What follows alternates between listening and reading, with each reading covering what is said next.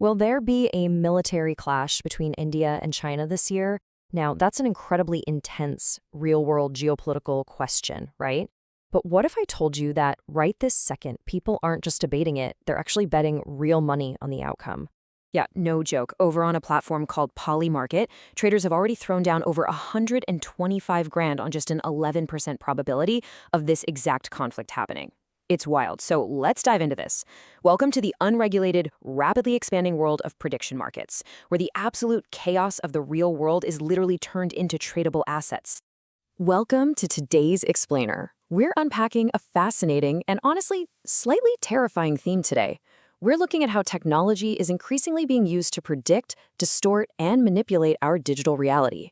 From high-stakes global betting to deeply personal AI deceptions, the digital illusions around us are just getting incredibly sophisticated. Here's our roadmap for this explainer. First, the prediction market boom. Then whale trades and market risks, followed by AI scams and fake identities. After that, we'll go through your scam prevention checklist, and finally wrap up with AI, surveillance, and Palantir. Let's get into it. Section 1. The prediction market boom. Betting on reality. So, as you probably know, prediction markets are blockchain-based platforms where users bet crypto on simple yes or no questions about real-world events. People are betting on the whole shebang: the Super Bowl, presidential elections, crypto hacks, even how often Elon Musk is going to tweet. But the sheer scale of what's coming, it's staggering. Analysts actually expect trading volume in these markets to quadruple by the end of 2026. And the crazy part is, this massive growth is happening even while countries like Brazil are shutting down dozens of platforms. Places like Australia, Germany, and the UK are actively blocking access to major players like Polymarket. But because it's all crypto and blockchain-based, users are just easily bypassing these bans with VPNs. Moving on to Section 2, whale trades and market risks, hidden manipulation. Because these platforms are so unregulated right now, they present some massive hidden risks, especially for your everyday small-scale retail investors. The general idea being pushed is that these markets reflect true public opinion, right? Because people are literally putting their money where their mouth is. But more money doesn't always mean better predictions. Let's break down the exact mechanics of how a whale trade manipulates the market. It's like a trap. Step 1. A finance influencer drops a massive bet, the whale trade, which instantly pumps the odds up.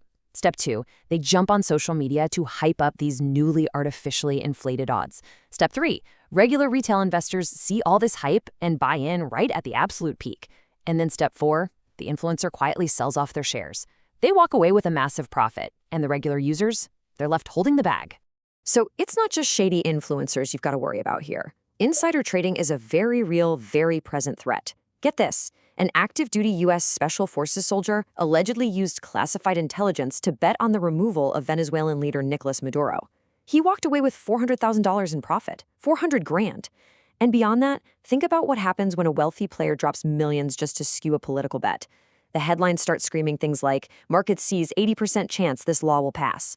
That kind of thing can actually manipulate public opinion and influence real voters. At that point, the market stops predicting reality and actually starts creating it. Which brings us to Section 3, AI scams and fake identities, weaponized intimacy. Right now, the FBI and cybersecurity experts are sounding the alarm on a massive surge in AI-assisted scams. And look, we aren't just talking about a few rogue hackers in a basement anymore. There are entire scam factories out there, many based in Southeast Asia, where trafficked victims are forced to run these complex psychological operations in shifts. It's incredibly dark.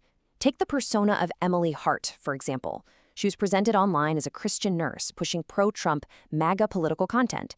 She built a massive amount of trust with a very specific targeted audience, which led to paid subscriptions and merch sales. But the reality? Emily never existed. She was a completely AI-generated persona run by a medical student in India who just used chatbots and image generators to perfectly optimize the scam for that demographic. And they were pulling in thousands of dollars a month doing it. Whether the scammer uses AI generation or just steals photos, like that famous case where they used stolen images of a Malaysian influencer named Dora to trick literally hundreds of men, the playbook is incredibly consistent. It goes like this. They create a fake identity, they spend weeks building deep emotional trust with you, then boom, they present an emergency or maybe an investment opportunity and ask for money. And once you pay up, they vanish into thin air. In one recent case in India, a teacher lost over 40,000 euros to this exact cycle. That's life-ruining money. All right, Section 4, your scam prevention checklist, defend your digital life. Knowledge is power, right? But only if we actually apply it. So let's shift into our defensive playbook. We need to know how to spot these fake profiles and protect our wallets from these highly orchestrated frauds. There are 4 undeniable red flags of a modern AI scam. First up, they will almost always try to move you off the original platform, like Tinder or Instagram, over to an encrypted app like WhatsApp or Telegram. Second, the emotional escalation is incredibly fast. I mean, they're talking about love within days. Third, they will literally always have an excuse to avoid a live video call. Always. And finally, the absolute golden rule of thumb. If someone mixes romance with an investment opportunity, it is a trap. Every single time. Now, if you see any of those red flags, here is your verification process. Step 1, run a quick reverse image search on their photos. Check if they're stolen from a real influencer. Step 2, never ever click the links they send you. Always search for the platforms yourself. Step 3, and I love this one, it's a brilliant use of tech to fight tech. Copy and paste your conversation into an AI tool like ChatGPT and just ask it, hey, does this read like a scam script? Because these scammers operate on pre-written formulas, AI is actually great at spotting them. And finally, if you suspect fraud, stop sending money instantly. Just stop. Screenshot everything and report it. Finally, Section 5, AI, surveillance, and Palantir, the price of data. So we've talked about AI predicting events and AI scamming individuals, but now we need to look at AI processing massive amounts of data on a global state-sponsored scale. Let's talk about Palantir. They are a U.S. data analytics giant, founded back in 2003 with early backing from the CIA and the FBI. Today, their software is actively redefining global power dynamics. They recently put out a manifesto basically stating that if the military needs a weapon, tech companies should step up and build it. Mark Kuckelberg, who is a renowned philosopher of technology, analyzed their statements and concluded that Palantir is essentially attempting to become the new military-industrial complex. In fact, he explicitly labels this worldview as techno-fascism.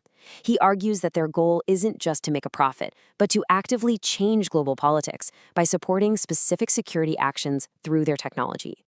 And we can see exactly where this technology is being applied in the real world today. Palantir's software integrates signals, sensors, and huge datasets into one massive operational picture. According to reports, they have a strategic deal with Israel's defense ministry for AI-driven battlefield analytics. This is reportedly integrated into targeting systems in Gaza, though it's worth noting Palantir officially denies any wrongdoing there. We also know the U.S. military reportedly utilized Palantir during Operation Epic Fury in Iran, and looking domestically, U.S. Immigration and Customs Enforcement, ICE, uses their tools to track immigrants. Now, it's that domestic application that has civil liberties experts deeply concerned, because Palantir's AI doesn't just assist on distant battlefields, it rapidly processes massive amounts of domestic data across various federal agencies.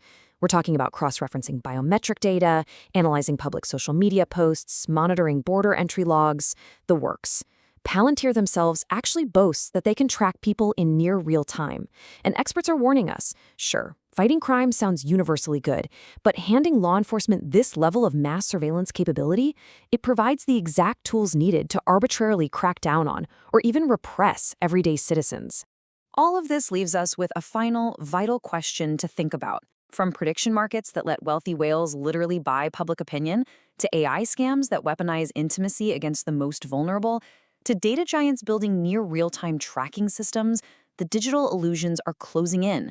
We're trading our data, our privacy, and honestly, sometimes our grip on reality, all for the sake of convenience and perceived security. So, is giving up our privacy really a fair price to pay for more safety? Or are we just walking blindly into the exact future those philosophers are warning us about? I'll leave you to think about that one. Thanks for joining me on this explainer, and remember, keep questioning the data in front of you.